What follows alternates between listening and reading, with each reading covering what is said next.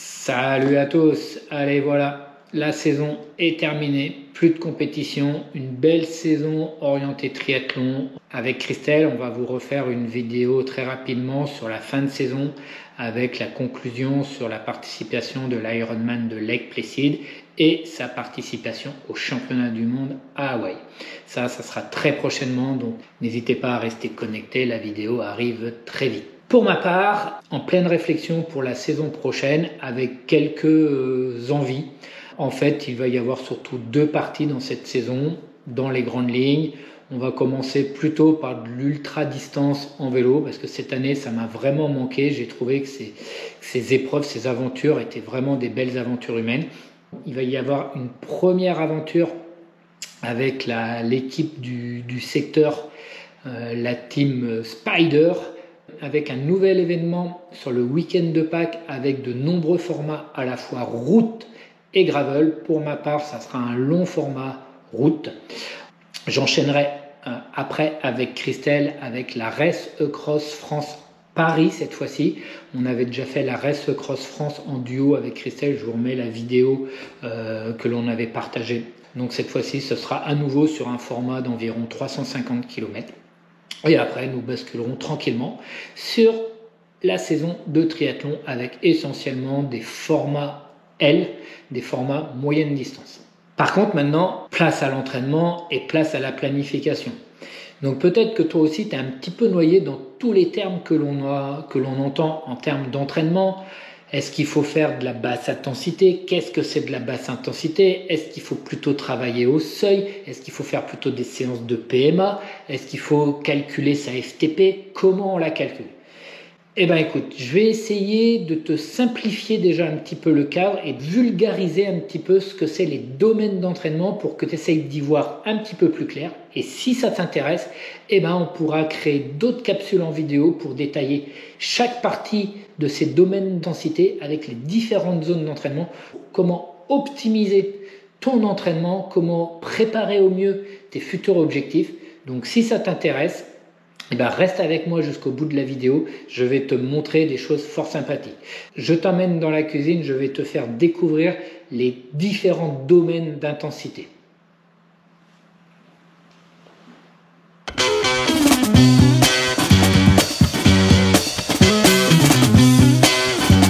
Les domaines d'intensité, comment on va pouvoir expliquer ça? Tu t'es déjà rendu compte que lorsque tu pars rouler, plus tu augmentes ton intensité, moins ton effort peut durer dans le temps. Ça, je pense qu'on l'a tous testé à l'entraînement, en course, quel que soit le domaine. Quand tu pars rouler à l'entraînement, tu pars tranquillement à l'échauffement, on va dire que ton corps est dans un état stable. Eh bien écoute, ton corps, ton état interne, on va le représenter par cette casserole avec l'eau que j'ai mis dans ma casserole. Quand je pars, mes valeurs à l'intérieur de mon corps sont dans un état d'homéostasie, c'est ce qu'on appelle un état d'équilibre. D'accord? Je pars, hop, je commence à allumer sous ma casserole et je mets une intensité qui est relativement faible, cette intensité va correspondre à ton allure quand tu vas partir à l'échauffement. Avec une intensité faible, on voit que l'eau reste dans un état complètement stable, qu'il n'y a pas de modification au niveau de sa structure. Donc c'est ce qui se passe dans notre corps lorsque tu pars à l'échauffement, lorsque tu as une intensité relativement faible. Tu vas avoir une légère augmentation de ta fréquence cardiaque, tu vas avoir une légère augmentation de ta fréquence ventilatoire. Ton ressenti à l'effort, c'est ce qu'on appelle le RPE, qui est une échelle qui va de 0 à 10. Ton RPE peut monter jusqu'à 2, 3 par rapport à cette notion de ressenti d'activité. Donc c'est une intensité pendant laquelle tu es en mesure de parler d'une façon complètement fluide, c'est ce qu'on appelle le blabla bike, le blabla run pour les coureurs, c'est-à-dire que tu es en train de faire ton activité avec des copains, des copines et que tu es capable de soutenir, d'avoir une conversation complètement fluide. Donc on va dire que tu es dans un premier domaine d'intensité. Donc ce premier domaine, c'est un domaine de basse intensité. L'homéostasie est la clé de ce niveau. Donc sur ce premier domaine d'intensité, tu t'aperçois que ton potentiel de tenir cette allure, il est vraiment théoriquement indéfini. Ton corps est capable, en dehors de la fatigue neurologique, de la baisse énergétique, c'est-à-dire que tu peux au bout d'un moment manquer un petit peu de carburant, mais si tu arrives à alimenter ton corps suffisamment régulièrement, eh ben écoute, ton corps est capable de maintenir ses intensités indéfiniment. Donc typiquement, ce sont les intensités que tu es censé utiliser en ultracyclisme, sur des triathlons plutôt longue distance suivant ton niveau et ta durée de l'effort. En ultra trail, c'est vraiment typiquement la zone d'intensité que tu dois utiliser et développer pour être performant sur ce type d'activité et ce type d'épreuve. Ok, on continue au cours de notre sortie dominicale, on rattrape les copains et on augmente progressivement un petit peu l'intensité. Allez, c'est ce que je fais sous ma casserole. Hop, tac. J'augmente très légèrement l'intensité sous ma casserole, ce qui correspond à toi, tu augmentes un peu plus l'intensité, tu appuies un petit peu plus sur tes pédales. Quelles sont les conséquences? Donc tu t'aperçois que ton rythme cardiaque commence à augmenter encore un petit peu plus, ta fréquence respiratoire augmente un petit peu plus et qu'il va y avoir progressivement une augmentation de tous ces paramètres. Mais malgré tout, l'équilibre au niveau de ton corps est relativement conservé. C'est-à-dire que si tu maintiens cette intensité supérieure, ces valeurs vont tout de même se stabiliser. On va avoir un plateau sur ta fréquence cardiaque, on va avoir un plateau sur ta fréquence respiratoire. Si on mesurait le taux de lactate dans le sang, qui est un très bon indicateur sur la production et surtout le recyclage des lactates, c'est-à-dire de la façon dont ton corps utilise le carburant, on pourrait également voir une augmentation progressive de ce taux de lactate dans le sang, mais avec tout de même une stabilisation. Donc à partir du moment que ces valeurs ont augmenté, on a passé un premier seuil. Alors, depuis qu'on a augmenté un petit peu cette intensité, qu'est-ce qui se passe au niveau de ma casserole, surtout au niveau de l'eau? Eh bien, on s'aperçoit que, oula, oui, la température de l'eau a augmenté, il y a la formation de petites bulles qui commencent à apparaître au fond de la casserole, mais malgré tout, l'eau est toujours restée dans un état, on va dire, relativement stable. Il n'y a pas de gros changements visibles pour l'instant. Donc malgré la stabilité de tous mes paramètres au niveau de ma fréquence cardiaque, mon rythme respiratoire, on s'aperçoit que d'un point de vue énergétique, mon corps va consommer beaucoup plus de carburant. Mon RPE va plutôt passer entre 3 et 5. Et du coup, c'est la durée de mon effort dans ce domaine d'intensité qu'il va plus du tout être le même. D'accord? Donc tout à l'heure, autant on pouvait dire qu'on pouvait durer au-delà de 6 heures d'effort sans problème. Là, lorsque l'on va passer cette petite barrière, donc ce qu'on va appeler le premier seuil, à partir de ce premier seuil, la dépense énergétique va augmenter, ce qui fait que mon corps ne va plus pouvoir durer aussi longtemps que lors du premier domaine d'intensité. Donc ce domaine d'intensité qu'on va appeler domaine d'intensité modéré, la plage va aller de 5 à 6 heures d'effort suivant son niveau jusqu'à 40-45 minutes d'effort lorsqu'on va arriver au maximum de cette zone d'intensité modérée. Dans ce domaine d'intensité, du coup, on va retrouver beaucoup plus facilement toutes nos allures de course.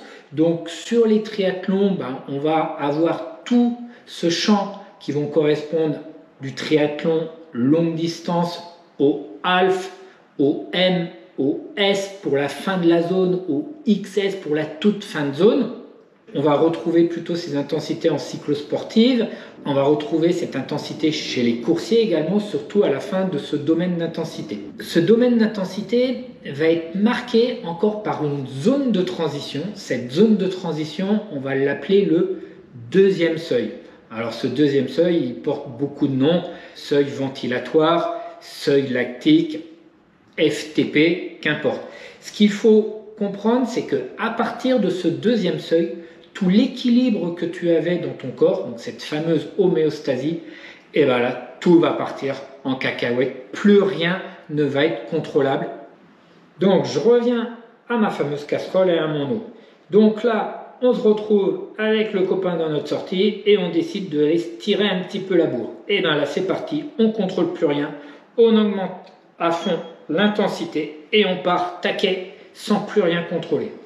Et qu'est-ce qui se passe quand j'augmente à fond l'intensité? On imagine que ça, c'est à l'intérieur de mon corps. Et bien, vous voyez l'état de l'eau qui était complètement stable. Et bien, il n'y a plus rien de stabilisé. L'eau change complètement d'état et pour venir carrément se transformer en vapeur d'eau. Et ben voilà. Et à nouveau, cette augmentation d'intensité a fait que ma fréquence cardiaque est partie dans les tours. Ma respiration est partie dans le tour. Mon ressenti de l'effort, là, j'ai su passer à 7, voire 8. Et on s'aperçoit qu'au niveau de mes valeurs, plus rien ne devient stable et plus rien ne devient contrôlable dans mon corps. Donc là, je passe dans un domaine qu'on va appeler d'un domaine d'intensité sévère. Il n'y a plus du tout de stabilité et toutes mes valeurs vont progressivement partir au plafond. À partir du moment qu'on dépasse ce seuil, quelle que soit l'intensité que l'on va mettre en dépassant ce seuil, de toute façon, la durée de l'effort n'est plus que de quelques minutes, car il n'y a plus rien de stabilisé dans notre corps et que notre rythme cardiaque, la fréquence cardiaque, de toute façon, va dériver jusqu'à arriver à notre fréquence cardiaque maximum, c'est ce qu'on appelle le volume d'oxygène maximum que notre corps va pouvoir intégrer pour fonctionner. On va arriver à cette limite et une fois que cette limite est atteinte, et ben en fait on est au rupteur et on est obligé de couper l'effort parce que le corps ne reçoit plus assez d'oxygène pour fonctionner normalement. On va avoir une telle accumulation de lactate dans notre corps, c'est-à-dire que les lactates qui sont produits vont être en quantité bien plus supérieure aux lactates qui vont pouvoir être réintégrés et être réutilisés dans notre corps. Donc on va ressentir de la lourdeur, de la douleur au niveau musculaire et de toute façon vous l'avez déjà senti, vous faites plusieurs sprints, vous partez en échappée sans rien contrôler, au bout d'un moment de toute façon vous êtes obligé de vous relever. Vous n'avez plus le choix, le corps il vous dit hop là, stop, ça va plus du tout. Donc là vous êtes passé dans le domaine sévère. Donc typiquement, ce domaine sévère, il est vraiment sur des intensités élevées à très élevées. Donc ces intensités vont vraiment te servir à aller développer tes qualités très hautes au niveau cardiaque. Ça va être typiquement pour les sprinteurs. Ces intensités vont permettre de développer un maximum la cylindrée de ton moteur pour atteindre les valeurs les plus hautes en termes de fréquence cardiaque et de puissance développée, par contre sur des laps de temps très courts. Donc on imagine bien que ces séances-là, cette intensité va surtout te servir pour des épreuves très courtes, éventuellement pour des sprints, pour avec les copains aller faire les pancartes, quand tu veux démarrer dans un col, quand tu veux t'échapper d'un groupe, mais ça va être vraiment des intensités qui vont te permettre de développer la capacité de ta cylindrée, qui vont te permettre de développer ton moteur. Par contre, en ultracyclisme, en ultra-distance à pied, sur des triathlons longue distance, ce n'est pas un domaine d'intensité que tu vas être amené à développer pendant ta course. Par contre, sur l'entraînement, c'est fort pertinent d'aller chercher ces domaines-là pour augmenter ton plein potentiel. Donc voilà. J'espère que j'ai été le plus clair, j'ai essayé d'imager au maximum ces domaines d'intensité avec ma fameuse casserole d'eau. Tu as bien compris que plus cette intensité monte, plus mon temps d'effort, lui, diminue. Donc sur tous ces domaines d'intensité, ces domaines vont être divisés en 3 par 2 zones que l'on va appeler des seuils, le premier seuil et le deuxième seuil. Donc qui vont nous déterminer un secteur de basse intensité, un secteur d'intensité modérée et d'intensité très élevée. D'accord ?